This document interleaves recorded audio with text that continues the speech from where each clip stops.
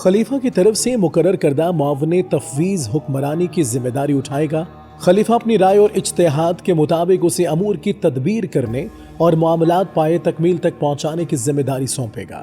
मुआविन तफवीज़ के लिए भी वो तमाम शराइत लाजमी है जो खलीफा के लिए दरकार होती हैं। मुआविन तफवीज़ को इख्तियारात सौंपने की 2 शराइत हैं। नंबर 1, उसे अमूमी इख्तियार दिया जाए। नंबर 2, खलीफा की तरफ से उसे नियाबत हासिल हो। अमूर की तदबीर या अहकामात के नफाज से कबल मुआविन तफवीज़ खलीफा की इजाज़त लेगा। मुआविन तफवीज़ के काम और मामलात का जायजा लेना खलीफा पर फर्ज है। मुआविन तफवीज़ अपनी तदाबीर को खलीफा से मंजूर कराने के बाद उसी तरह नाफिजुल अमल करेगा जिस तरह खलीफा ने उसका हुक्म दिया। मुआविन की खलीफा के नुक्ता नज़र से मुताबिकत रखने वाली राय नाफिजुल अमल होगी।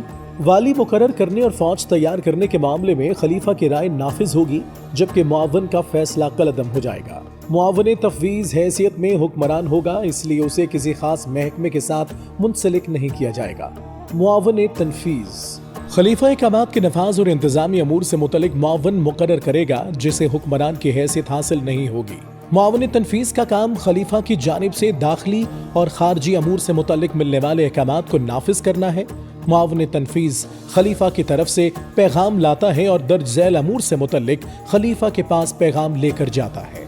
रैयत के साथ ताल्लुकात, बैनुल अक़वामी ताल्लुकात, फौज या लश्कर, दीगर रियासती शोबों के मुतल्लिक मुआविन तनफीज़ के लिए मुसलमान होना लाजमी है। मुआविन तनफीज़ मुआविन तफवीज़ की तरह खलीफा के साथ होता है, लेकिन ये हुक्मरानी में मुआविन नहीं होता।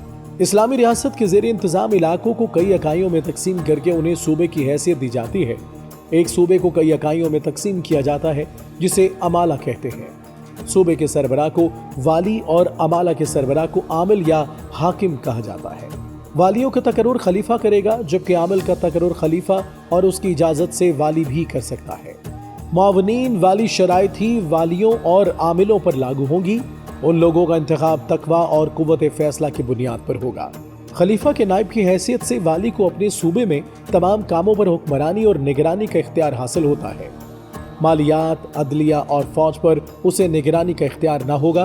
पुलिस बतौर तनफीज़ वाली के मतहत होगी, बहैसियत इदारा नहीं।